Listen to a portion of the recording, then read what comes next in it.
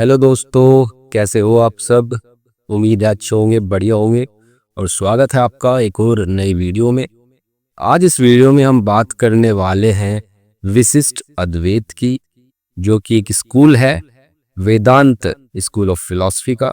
वेदांत जो कि अपने आप में जो क्लासिकल इंडियन फिलॉसफी के 6 स्कूल है उनमें से एक है। लेटेस्ट स्कूल है वेदांत, तो उसी का एक सेकंड पार्ट है विशिष्ट अद्वैत। पहले पार्ट में हमने अद्वैत वेदांत को समझा था जो कि शंकर ने दिया था, और आज इस वीडियो में हम समझेंगे विशिष्ट अद्वैत जो कि रामानुजाचार्य ने दिया था। उससे पहले हम देख लेते हैं जो ब्रॉड क्लासिफिकेशन है इसमें। इंडियन फिलॉसफी को हम बेसिकली एथीस्ट और थीस्ट, आस्तिक नास्तिक और आस्तिक, दो दर्शन में बांट सकते हैं। एथीस्ट स्कूल में आपके 3 आते हैं, चारवाक, जैनिज्म, बुद्धिज्म। थीस्ट में आपके आते हैं सांख्य, योग, न्याय, वैशेषिक, मीमांसा और वेदांत। तो वेदांत स्कूल हम पढ़ रहे थे। वेदांत में आपका 5 तरह के जो है सब स्कूल होते हैं। अद्वैत हमने पिछली वीडियो में कवर किया है, और आज हमें बात करनी है विशिष्ट अद्वैत की। इसमें 3 स्कूल और है, वो हम अगली वीडियोस में कवर करेंगे, द्वैत, द्वैताद्वैत और शुद्ध अद्वैत। तो विशिष्ट अद्वैत की बात करते हैं। सबसे पहले इसका बैकग्राउंड देख लेते हैं हम, विशिष्ट अद्वैत का क्या है, कहाँ से इसकी शुरुआत हुई, कैसे हुई, किन परिस्थितियों में शुरुआत हुई। तो रामानुजाचार्य इन्होंने कोशिश की कि जो एब्सोल्यूटिज्म है, जो बोलते हैं कि ब्राह्मण एकमात्र रियलिटी है, उसको जो है उन्होंने अपना जो पर्सनल थीज्म है, जो किस गॉड में वो पर्सनली बिलीव करते थे, कि विष्णु को वो मानते थे, वैष्णवाइट थे वो, तो उसको जो है उन्होंने कंबाइन कर दिया दोनों को, एब्सोल्यूटिज्म को और पर्सनल थीज्म को। तो इसको बोलते हैं वैष्णविज्म, जिसमें रामानुज बिलीव करते थे। रामानुज की तरह कुछ और लोग भी थे जिन्होंने एब्सोल्यूटिज्म को अपने पर्सनल थीज्म से कंबाइन कर दिया। तो इसलिए सैविज्म और शक्तिज्म स्कूल भी आए। तो ये 3 स्कूल थे ऐसे जिन्होंने एब्सोल्यूटिज्म और पर्सनल थीज्म को कंबाइन करके वो बने थे। जैसे कि वैष्णविज्म में विष्णु को जो है अल्टीमेट रियलिटी माना जाता है, ईश्वर माना जाता है, पर्सनल गॉड माना जाता है। और शैविज्म में क्या है, शिव को जो है वो रियलिटी माना जाता है, और शक्तिज्म में शक्ति को माना जाता है। तो यहाँ पर एब्सोल्यूटिज्म को कंबाइन किया गया है पर्सनल थीज्म से इन 3 स्कूलों में, वैष्णविज्म, शक्तिज्म और शैविज्म। अगर बात करें वैष्णविज्म की, जो वैष्णव्स है इनमें 4 सेक्ट्स देखने के लिए मिलते हैं। पहला सेक्ट है श्री संप्रदाय, इसको बोला जाता है श्री संप्रदाय, और इसको क्या बोल सकते हैं, विशिष्ट अद्वैत भी बोल सकते हैं, वेदांत के अंदर ही आता है। तो वैष्णवाइट ही 4 तरह के हैं। पहला है श्री संप्रदाय, जिसमें कि रामानुज आते हैं, रामानुज के लिए विशिष्ट अद्वैत स्कूल है, वो यहाँ बिलोंग करता है। दूसरा इसमें है माधव का द्वैतवाद, यानी इसको क्या बोल सकते हैं, ब्रह्म संप्रदाय भी बोल सकते हैं। और इसको जो माधव थे उनका दूसरा नाम था आनंद तीर्थ, इनको आनंद तीर्थ भी बोला जाता था माधव को। तीसरा जिसमें एक डिवीजन है, एक सेक्ट है, वो है शुद्ध अद्वैत। किसका है, वो वल्लभ का है और विष्णु स्वामी का है। इसको हम रुद्र संप्रदाय भी बोलते हैं। फोर्थ इसमें सेक्ट आता है द्वैत अद्वैत, जो कि निम्बर्क आचार्य का है, और इसको हम सनत संप्रदाय भी बोलते हैं। ठीक है, तो ये थे आपके 4 सेक्ट्स।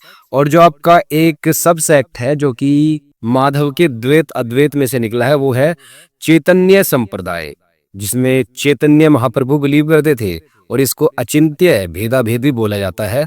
तो ये भी एक माधविज्म की ही सेपरेट ब्रांच है, उससे निकली है। तो इसको भी हम कभी किसी और वीडियो में डिस्कस करेंगे। आज जो है हमें बात करनी है बेसिकली विशिष्ट अद्वैत की।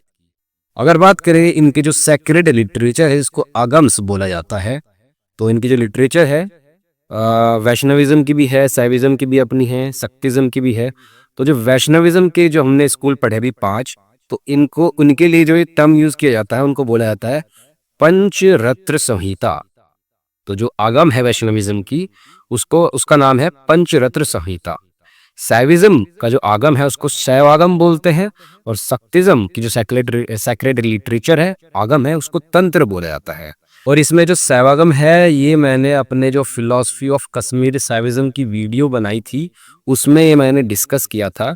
तो आप जो है उसको देख सकते हैं। हालांकि जो कश्मीरी शैविज्म ये टॉपिक था, ये अभी नेट के सिलेबस में नहीं है, लेकिन गेट फिलॉसफी के सिलेबस में ये है। तो कश्मीरी शैविज्म की फिलॉसफी पर वीडियो मैंने बना रखी है, उसमें आप देख सकते हो। उसमें जो शैवागम का टॉपिक है ये आप पढ़ सकते हैं। तो अभी हमें क्या बात करनी है, अभी हमें देखना है वैष्णविज्म। वैष्णविज्म का भी कौन सा सेक्ट, विशिष्ट अद्वैत, हमें देखना है। इसके अदर सेक्ट्स भी है, वो हम अगली वीडियो में डिस्कस करेंगे। अभी पहले हम देख लेते हैं इसका इंट्रो छोटा सा। तो इसके जो फाउंडर है विशिष्ट अद्वैत के, ये रामानुज माने जाते हैं, जिनका जन्म जो है 1017 में हुआ और मृत्यु 1137 में हुई। तो इनकी टाइमलाइन दी गई है। अगर की टेक्स्ट की अगर बात करें, जिन टेक्स्ट में रामानुज ने ये विशिष्ट अद्वैत की फिलॉसफी को डेवलप किया, उसमें पहला टेक्स्ट है श्री भाष्य। श्री भाष्य ये एक तरीके से ब्रह्मसूत्र जो कि शंकर ने लिखा था, उस पर एक कमेंट्री है श्री भाष्य। इसी प्रकार गीता भाष्य भी एक कमेंट्री है जो कि भागवत गीता पर है। वेदांत सार में यहाँ पर उन्होंने जो वेद है उनका सार ईशैंस बताया, और वेदार्थ संग्रह में भी वेदों का जो है मीनिंग बताने की कोशिश की, तो सिंप्लीफाई किया। और उपनिषद पर भी यहाँ कमेंट्री की, यहाँ पर वेदार्थ संग्रह में। तो ये कुछ की टेक्स्ट है जो कि रामानुजाचार्य से जुड़े हुए हैं, विशिष्ट अद्वैत फिलोसफी से जुड़े हुए हैं। रामानुजीय फिलोसफी, इसको विशिष्ट अद्वैत कहते हैं, जैसे मैंने बताया। और इसको हम क्या बोल सकते हैं इंग्लिश में, qualified non dualism. Qualified non dualism बोल सकते हैं, यानी कि अद्वैत तो है लेकिन क्वालिफाइड है। क्वालिफाई किससे है, वो एट्रीब्यूट से क्वालिफाई है, क्वालिफाइड बाय एट्रीब्यूट्स। और ये एट्रीब्यूट क्या क्या है, चित्त है और अचित्त है। चित्त का मतलब सोल, जिनमें कॉन्शियसनेस है, चित्त है। और अचित्त का मतलब मैटर, जिसमें कॉन्शियसनेस नहीं होती है, सेल्फ ल्यूमिनेस नहीं होता है ये।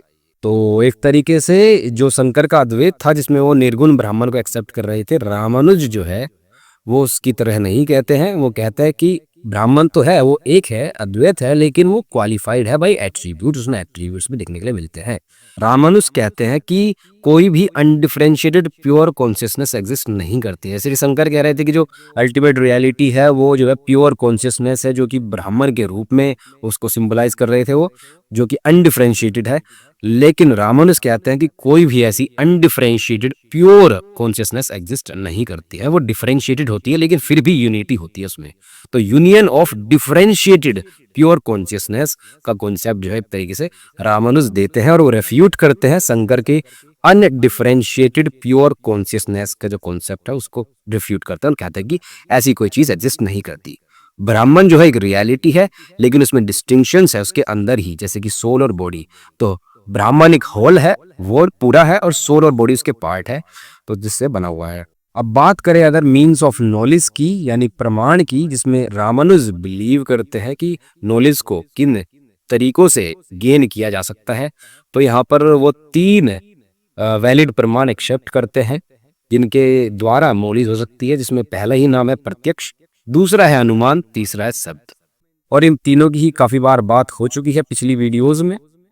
तो ये कुछ नहीं भाई, आपको पता ही है परसेप्शन क्या है, डायरेक्ट एक्सपीरियंस करना ऑब्जेक्ट्स को। अनुमान क्या है, अनुमान लगाना, इन्फरेंस लॉजिकल रीजनिंग के थ्रू ऑब्जर्व करना उनके बीच में रिलेशंस।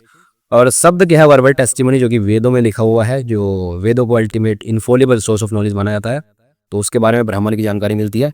तो ये 3 तरीके जिनसे मीन्स ऑफ नॉलेज के तरीके हैं, मतलब नॉलेज गेन हो सकती है। रामानुज इसको एक्सेप्ट करते हैं।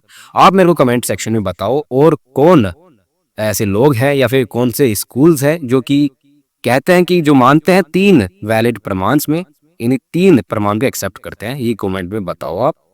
अगर आप नहीं बता पाते हो तो भी कमेंट करना, भी हमें नहीं पता, तो मैं फिर रिप्लाई करूंगा आपको।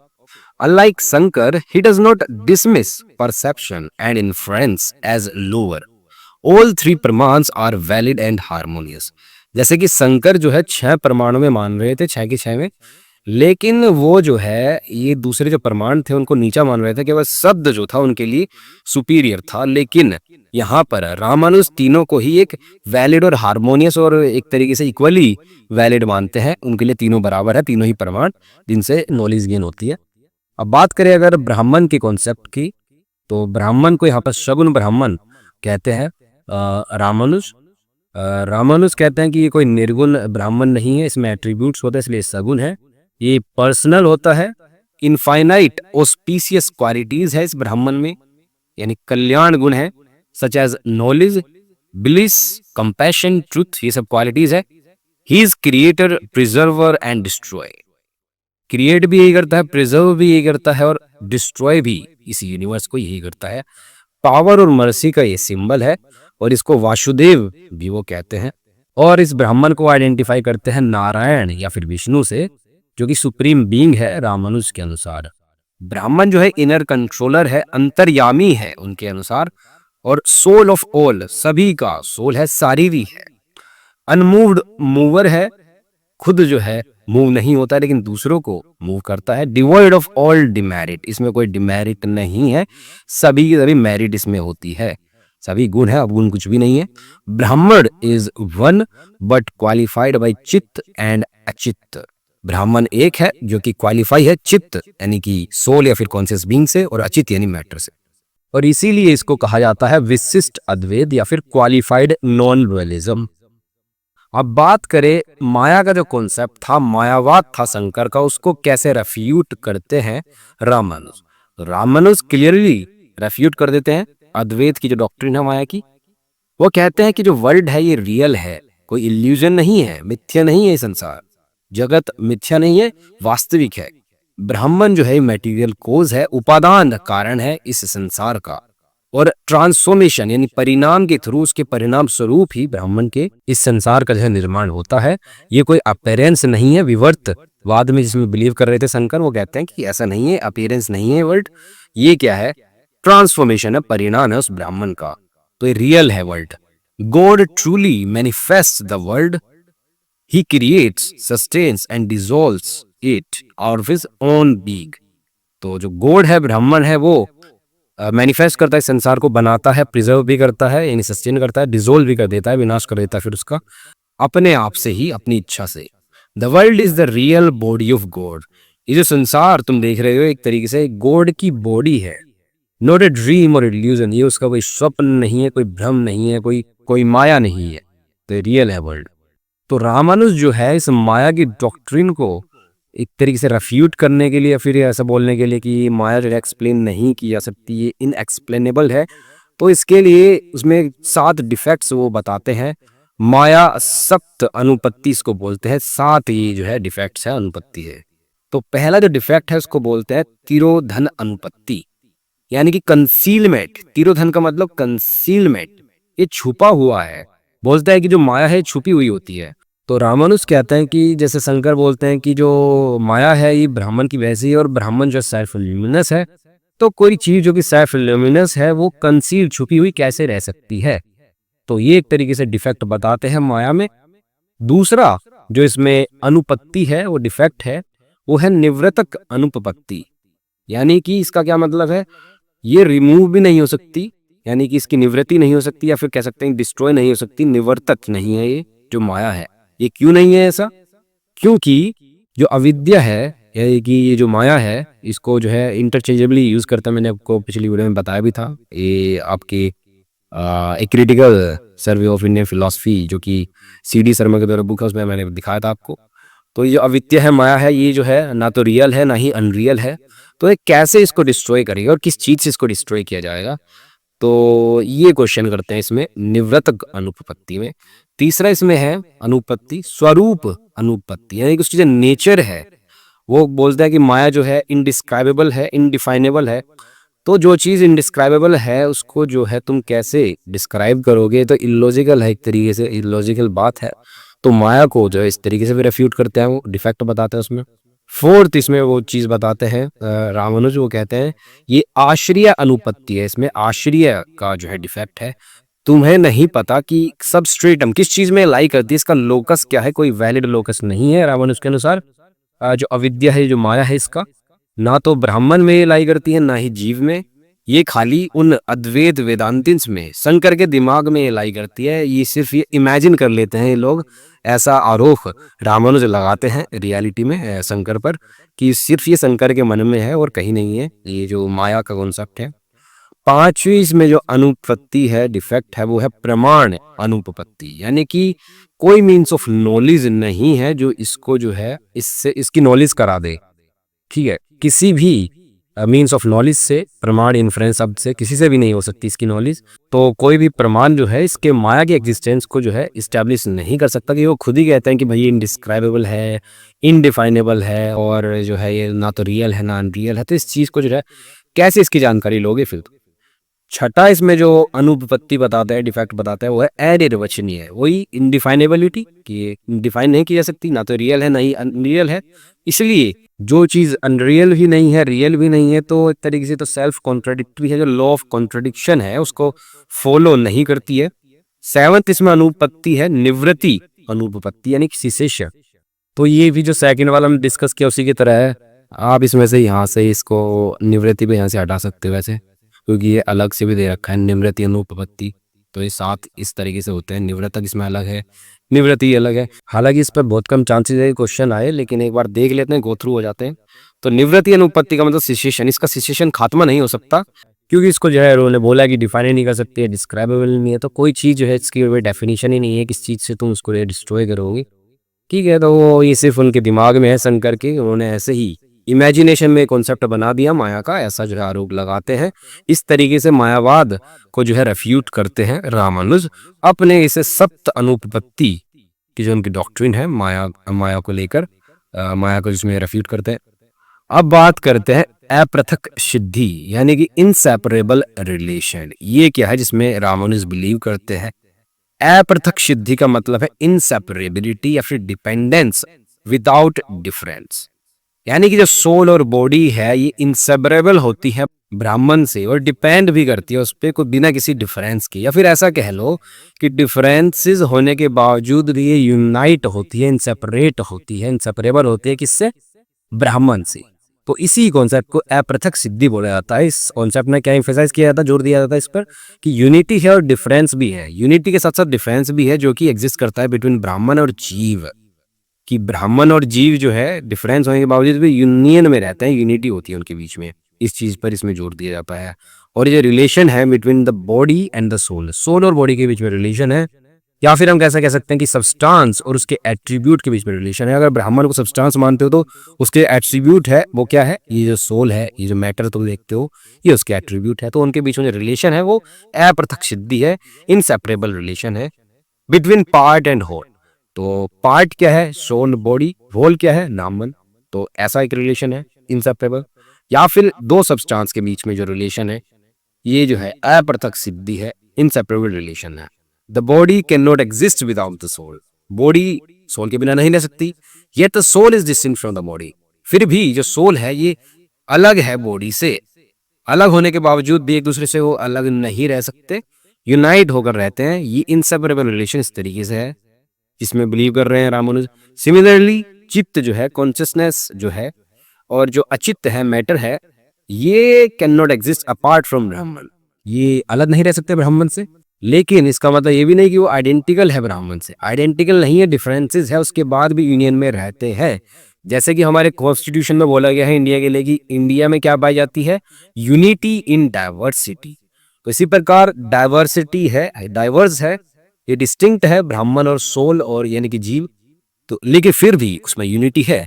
तो यही कॉन्सेप्ट है अपृथक सिद्धि का, यानी कि डिफरेंसेस होने के बावजूद भी यूनिटी है, इनसेपरेबल रिलेशन है between Brahman and jiva. This is aprithak siddhi. So this was aprithak siddhi for you. अब बात करते हैं ब्रह्म परिणामवाद की, यानी थ्योरी ऑफ कॉजेशन, जिसमें रामानुज बिलीव करते हैं। रामानुज एक्सेप्ट करते हैं परिणामवाद को। परिणामवाद जो कि एक फॉर्म है सब कार्यवाद की ही। परिणामवाद का मतलब है real transformation. It is a theory of real transformation, जिसके अनुसार इफेक्ट जो है कोज का रियल ट्रांसफॉर्मेशन है, कोई मिथ्या नहीं है, कोई अपरेंट रियलिटी नहीं है। जैसे कि शंकर कह रहे थे कि जो इफेक्ट है ये रियल नहीं होता, ये अपरेंट होता है, इसको वो विवर्तवाद कह रहे थे। तो रामानुज उसको रेफ्यूट करते हैं, कहते हैं कि ये परिणामवाद यहाँ पर हमें देखने के लिए मिलता है, इफेक्ट रियल ट्रांसफॉर्मेशन होता है। ये जो यूनिवर्स है ये ब्राह्मण से ही इवॉल्व आउट हुई है उसकी बॉडी के रूप में, और कोई सेपरेट क्रिएशन नहीं है। ये जो ब्राह्मण है, ये संसार जो है ये एक तरीके से ब्राह्मण की बॉडी है, उसी से निकले, और ये रियल भी है। ब्राह्मण में रियल मॉडिफिकेशन होता है, कोई इल्यूजन नहीं है। जैसे कि अद्वैत कहता है कि माया है संसार, नहीं भाई, इल्यूजन नहीं है, माया नहीं है, ये रियल मॉडिफिकेशन है ये संसार ब्राह्मण की। इसलिए जो क्रिएशन है रियल मैनिफेस्टेशन है ब्राह्मण की पावर की, ये कोई फॉल्स अपीयरेंस नहीं है। वही चीज सेम रिपीट होगी यहीं पे। वर्ल्ड इज ब्राह्मण्स बॉडी, ये जो संसार है ब्राह्मण की बॉडी के रूप में है, जैसे कि मैंने ऊपर बताया। ट्रांसफॉर्मेशन इज रियल या डिपेंडेंट। ये जो ट्रांसफॉर्मेशन है रियल है, लेकिन फिर भी किस पर डिपेंड है? ब्राह्मण पर डिपेंड है। ये डिपेंडेंट है, निर्भर करती है ब्राह्मण पर ही। ब्राह्मण खाली इंडिपेंडेंट है। जीव की अगर बात करें, जीव यानी सोल, तो रामानुज जो है क्वालिटेटिव मोनिज्म और क्वांटिटेटिव प्लुरलिज्म में मानते हैं, यानी कि कहते हैं कि जो रियलिटी है वो अल्टीमेट रियलिटी एक ही है जो कि ब्राह्मण है, लेकिन उसमें भी क्वालिटी है, एट्रीब्यूट है। और जो सोल्स है, जीव है, ये बहुत सारे होते हैं क्वांटिटी में, तो ये एक तरीके से क्वांटिटेटिव प्लुरलिज्म भी है। और रामानुज कहते हैं कि हर एक सोल जो है एक पार्ट है उस ब्राह्मण का, एट्रीब्यूट है उस ब्राह्मण का, एक तरीके से मोड है ब्राह्मण का ही। लिखा भी है, मोड है, प्रकार है ब्राह्मण का, टाइप है। और ये ब्राह्मण से अलग होने के बावजूद भी डिपेंड करता है ब्राह्मण पर ही। जीव जो है इटर्नल है, कॉन्शियस है यानी कि चित्त है, और एटॉमिक है, बहुत अणु स्वरूप है इसका। It is different from its body and sense organs and it's essential nature is knowledge and bliss. तो ये बॉडी और सेंस ऑर्गन से अलग है, और एक जीव जो है उसके कर्मों की वजह से ही बॉन्डेज एक्सपीरियंस करता है, इसमें बंधा हुआ होता है संसार से। और ये जो जीव है, सोल है, 3 टाइप्स के हो सकते हैं रामानुज के अनुसार। पहला है फ्री सोल्स, दूसरा है रिलीज्ड सोल्स, और तीसरा है बाउंड सोल्स। फ्री सोल्स का मतलब जो कि हमेशा फ्री होते हैं, कभी जो है कर्मों में जो है बाउंड नहीं होते। रिलीज सोल क्या है? कभी कर्मों में बाउंड होते हैं लेकिन बाद में रिलीज हो जाते हैं, बाद में फ्री हो जाते हैं, रिलीज हो गए। और बाउंड सोल जो है कर्मों के बंधनों में ही फंसे रहते हैं, ये ऐसी सोल्स होती हैं। एक तरीके से अपने आप को जो है, अपनी रियलिटी को पहचान नहीं पाती जब सोल, तो ये बॉन्डेज में होती है। तो रियलाइजेशन कैसे होता है, कैसे वो पहचान पाती है अपनी रियल नेचर को, कैसे उन्हें लिबरेशन होता है? तो लिबरेशन जो होता है उन्हें भक्ति और प्रपत्ति, ये 2 कॉन्सेप्ट है यहाँ पर, 2 वर्ड है, भक्ति और प्रपत्ति। तो इनके जरिए ही मोक्ष की प्राप्ति होती है। भक्ति का मतलब है कि डिवोट हो जाना। डिवोट किसके प्रति? उस गॉड के प्रति जिसमें वो मानते हैं। तो यही एक रास्ता है लिबरेशन का। भक्ति का मतलब है लविंग मेडिटेशन और constant remembrance of God. God को जो है कॉन्स्टेंटली याद करते रहना, मेडिटेट करते रहना। प्रपत्ति का मतलब है सरेंडर कर देना उस गॉड के सामने, कंप्लीट फेथ दिखाना उसमें। और ये जो प्रपत्ति है, सरेंडर है उनके लिए जो कि भक्ति नहीं कर पाते, तो उनके लिए है कि वो सरेंडर कर दो। It is like a means to realise highest bhakti. एक तरीके से सरेंडर करना हाईएस्ट भक्ति के रूप में देखा गया है रामानुज के अनुसार।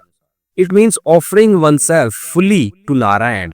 नारायण में बिलीव करते थे रामानुज, तो वो कह रहे हैं कि नारायण के सामने अपने आप को जो सरेंडर कर दो और उसके जो है ग्रेस पर ट्रस्ट करो। इसको बोलता है शेष शेषी भाव, यानी कि सरेंडर कर देना, पूरी तरीके से उस पर डिपेंड हो जाना। और यही है प्रपत्ति। गॉड्स ग्रेस, उसकी कृपा से ही जो है तुम्हें लिबरेशन होगा, वही एक अल्टीमेट कोर्स है लिबरेशन का। गॉड्स ग्रेस, गॉड की कृपा से ही तुम मुक्ति पाओगे, ये कह रहे हैं यहाँ पर। तो तत्वतराय का मतलब 3 रियलिटीज है। अल्टीमेट रियलिटी तो वही है ब्राह्मण, लेकिन जो 3 रियलिटी संसार भी तो रियल ही मान रहे हैं ना वो, तो उस हिसाब से 3 रियलिटी है रामानुज के अनुसार, चित्त, अचित और ईश्वर। चित्त का मतलब जो कॉन्शियस बीइंग्स है, सोल्स है, तो ये कॉन्शियस बीइंग्स भी रियल है और ये डिपेंड करती है ब्राह्मण पर, सेल्फ लिमिनेस होती है। लेकिन जो अचित है, जो मैटर है, वो भी रियल है, लेकिन वो डिपेंड कर रहा है जिस पर, ब्राह्मण पर, वो सेल्फ लिमिनेस नहीं है जैसे कि चित्त है। तो ये डिफरेंस है चित्त और अचित में। ईश्वर की अगर बात करें तो ईश्वर जो है सुप्रीम बीइंग है, नारायण है, विष्णु है, अंतर्यामी है, और वो भी रियल है, लेकिन ये इंडिपेंडेंट है, किसी पर डिपेंड नहीं करता ईश्वर, और ये ऑल परवेडिंग है, हर जगह मिलता है। These 3 are real but inseparable. ये तीनों ही रियल है लेकिन इनसेपरेबली रिलेटेड है, जिसको बोलते अपृथक सिद्धि, जिसका मतलब था इनसेपरेबल रिलेशन। तो जो ये वोल है, ब्राह्मण है, ये क्वालिफाइड होता है इन तीनों ही रियलिटी से, तीनों ही तत्वतराय से। मोक्ष यानी लिबरेशन, जैसे कि मैंने पीछे स्लाइड में बात की थी, तो हालांकि इस स्लाइड की जरूरत नहीं थी, वो रिपीट ही होएगा यहाँ पर भी, फिर भी एक बार देख लेते हैं, इसमें कुछ अलग मिलता है तो देख लेंगे। तो ये बोला गया कि लिबरेशन जो है रियल यूनियन है ब्राह्मण के साथ, ये कोई आइडेंटिटी नहीं है उसके साथ, रीयूनियन है। आइडेंटिटी आइडेंटिकल नहीं होते ब्राह्मण और जीव, ठीक है। जीव जो है रियलाइज करता अपनी इटर्नल डिपेंडेंसी किसके साथ, उस ब्राह्मण के साथ, और इंजॉय करता है इटर्नल सर्विस टू गॉड इन वैकुंठ। तो जो है अपनी सर्विस देता है, उसके प्रति सरेंडर करता है ना अपने आप को, तो वैकुंठ में जो है उस गॉड को सर्विस देता है जीव। डिपेंड करता है कि वो इटर्नली डिपेंडेंस है। तो मोक्ष क्या है? ये भक्ति और प्रपत्ति से ही अटेन होता है विद गॉड्स ग्रेस, गॉड की कृपा से।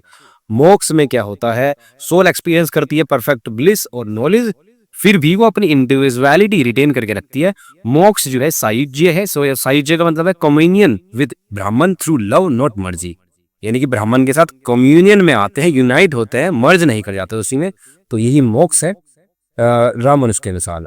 अगर बात करें थ्योरी ऑफ एरर यानी कि ख्यातिवाद की, जिसमें रामानुज बिलीव करते हैं, तो यहाँ पर 3 टर्म आते हैं ख्यातिवाद से रिलेटेड। सत्ख्याति, यथार्थ ख्याति, अख्याति सम्मिलित सत्ख्याति। अख्याति सम्मिलित ख्याति का मतलब है non apprehension come apprehension of reality, यानी कि कोई चीज जो है ऐसी लग रही है वो नॉन एप्रीहेंडिंग है लेकिन फिर भी वो एप्रीहेंड हो सकती है। जैसे कि इसमें काफी फेमस एग्जांपल दिया जाता है कि तुमने कोई शेल देखा, शेल का मतलब कोई मोती देख लिया, समुद्र के किनारे पड़े होते हैं, तो वो तुम्हें लगा कि वो सिल्वर है, तो हालांकि वो सिल्वर नहीं है लेकिन तुम्हें दिखाई दिया ऐसा। तो वो जो दिखाई भी दे रहा है सिल्वर, तो ऐसा नहीं कि वो सिल्वर नहीं है, कुछ उसमें एलिमेंट है, कुछ उसमें है जिसकी वजह से तुम्हें वो सिल्वर लग रहा है। जैसे कि उसमें शाइन है सिल्वर जैसी, तो उसमें वो प्रॉपर्टी हो गई सिल्वर वाली। तो रामानुज जो है यही कह रहे हैं कि जो एरर भी है वो कोई ऐसी चीज नहीं है कि बिल्कुल ही तुम उसको नकार दो। वो जो एरर है वो कंप्लीट ट्रूथ नहीं है, लेकिन वो पार्शियली या फिर इनकम्प्लीट ट्रूथ है, पार्शियल ट्रूथ है या फिर इनकम्प्लीट ट्रूथ है। तो रामानुज के इसी ख्यातिवाद को बोलते हैं। इनके 3 नाम है, सत ख्याति, यथार्थ ख्याति, यानी कि जो सामने तुम्हें दिख रहा है यथार्थ है, वो ऐसा नहीं कि कुछ अनरियल चीज है, इवन एरर में भी कुछ पार्शियल ट्रूथ होता ही है, तो कोई लॉजिकल डिस्टिंक्शन नहीं होता बिटवीन ट्रूथ और एरर। तो ये 3 नाम है जो कि आ सकते हैं एग्जाम में मल्टीपल चॉइस क्वेश्चन में। इस पर मैंने एक सेपरेट वीडियो भी बनाई है ख्यातिवाद पर, इसमें मैंने सारे ही स्कूल्स में जिसमें वो बिलीव करते हैं कि थ्योरी ऑफ एरर में, ख्यातिवाद में बिलीव करते हैं, उस पर एक डिटेल्ड वीडियो है, तो वो आपको जरूर देखनी चाहिए। उसका जो है लिंक आपको कमेंट सेक्शन में क्लियर कर दिया जाएगा और वो आई बटन पर भी आप क्लिक कर देख सकते हैं। तो यहाँ पर मैं इसकी और ज्यादा बात नहीं करूँगा कि मैंने कवर कर दिया है, तो आप वो वीडियो देख सकते हैं। तो अब बात कर लेते हैं कुछ पॉसिबल क्वेश्चंस। ये एक ही बार है, क्वेश्चन डबल हो गया, इसको काट दूंगा। तो जो ऑब्जेक्टिव टाइप क्वेश्चंस यहाँ से पूछे जा सकते हैं जो कि हमने पढ़ा इस टॉपिक से रिलेटेड, तो जैसे कि यूजीसी नेट में आपसे पूछा जा सकता है, गेट में भी पूछा जा सकता है, जहाँ भी ऑब्जेक्टिव एग्जाम है। और सब्जेक्टिव एग्जाम में तो भाई आपको पूरी वीडियो देखनी पड़ेगी, आप कर सकते हो सब्जेक्टिव क्वेश्चंस जो है यहाँ से। तो ऑब्जेक्टिव के लिए देख लेते हैं। जैसे कि पूछा जा सकता है, who propounded the doctrine of अप्रत्यक्ष सिद्धि, तो हमने अभी पढ़ा रामानुज ने propound की, तो ऐसे क्वेश्चन पूछा जा सकता है। या फिर ये भी बोल सकते हैं कि रामानुज जो है इनमें से कौन सी थ्योरी को propound करते हैं, तो वहां पर ऑप्शन में अप्रत्यक्ष सिद्धि हो सकता है। दूसरा यहाँ पर क्या पूछा जा सकता है, ये पूछा जा सकता है कि विशिष्ट अद्वैत जो है ये एक्सेप्ट करता है इनमें से क्या चीज, विवर्तवाद करता है, परिणामवाद करता है, फिर शून्यवाद करता है। तो वो हमने पढ़ा भी, विशिष्ट अद्वैत जो है ये परिणामवाद को एक्सेप्ट करता है, विवर्तवाद जो है शंकर से रिलेटेड है, शून्यवाद जो है बुद्धिज्म से रिलेटेड है। Refutation of Maya is a की फीचर ऑफ, तो माया का जो रेफ्यूटेशन है ये कौन रेफ्यूट करता है, विशिष्ट अद्वैत वेदांत में रामानुज रेफ्यूट कर रहे हैं, तो ये भी क्वेश्चन बन सकता है। भक्ति और प्रपत्ति ये क्या है, ये एक तरीके से मीन्स है टू अटेन मोक्ष इन रामानुज सिस्टम। या फिर ऐसे पूछ सकते हैं कि रामानुज के जो विशिष्ट अद्वैत है उसमें किस तरीके से मोक्ष की प्राप्ति होती है, तो वो भक्ति और प्रपत्ति से ही होती है, तो ये क्वेश्चन पूछा जा सकता है।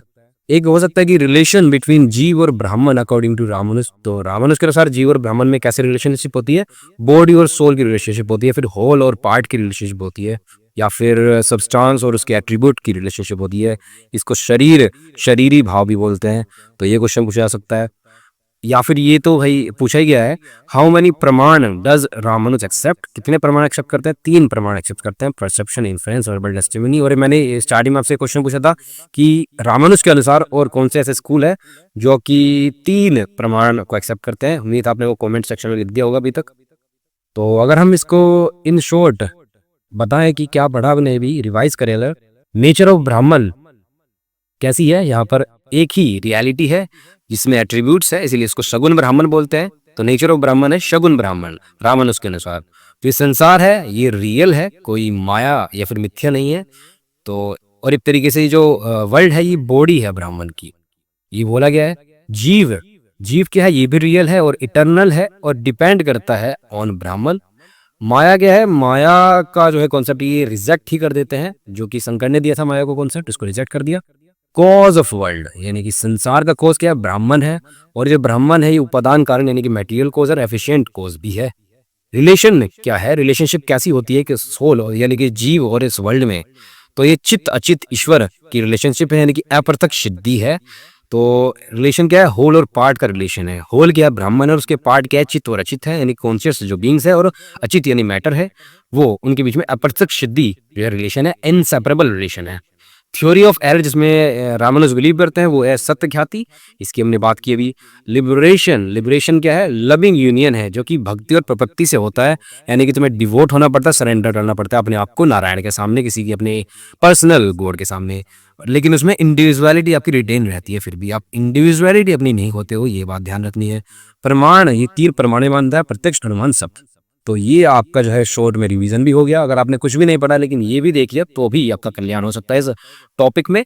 उम्मीद है आपको ये समझ आया होगा टॉपिक, और आपकी कुछ हेल्प भी हुई होगी। अगर हेल्प हुई है तो वीडियो को लाइक कर देना और चैनल को सब्सक्राइब कर देना अगर अभी तक नहीं किया है। कमेंट करो अगली वीडियो किस टॉपिक पर बनाओ। और अगर आपको जो है यूजीसी नेट फिलॉसफी की टेस्ट सीरीज चाहिए दिसंबर एग्जाम के लिए, जो कि होने वाला है अभी अगले महीने, तो आप जो है कमेंट कर सकते हो। और हालांकि मैंने पिन ही कर दिया है, कमेंट सेक्शन में एक कमेंट पिन कर दिया है जहाँ पर जो है सभी यूजफुल लिंक्स आपको प्रोवाइड किए गए हैं इस वीडियो से रिलेटेड। और अगर इस लेक्चर की पीडीएफ चाहिए तो आप टेलीग्राम चैनल ज्वाइन कर सकते हो हमारा, उसका भी लिंक जो है कमेंट सेक्शन में पिन कर दिया गया है। और आप जो है हमारा व्हाट्सएप चैनल भी ज्वाइन कर सकते हो, और मेरे को जो है फॉलो भी कर सकते हो इंस्टाग्राम पर, जिसका लिंक भी कमेंट सेक्शन में पिन है। तो दैट्स इट, थैंक यू।